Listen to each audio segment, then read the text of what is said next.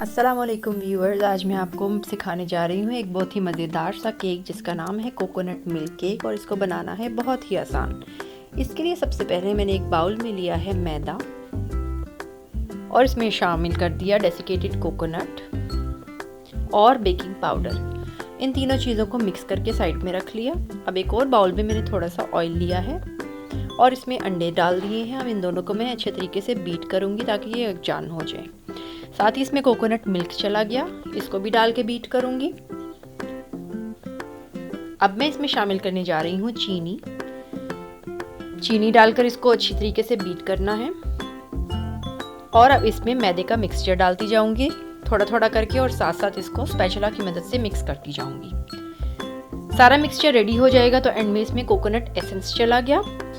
यहाँ पर मैंने बेकिंग ट्रे को लाइन कर लिया था और ग्रीस कर लिया था बेकिंग पेपर लगा के। और अब मैं इसमें मिक्सचर डालूंगी।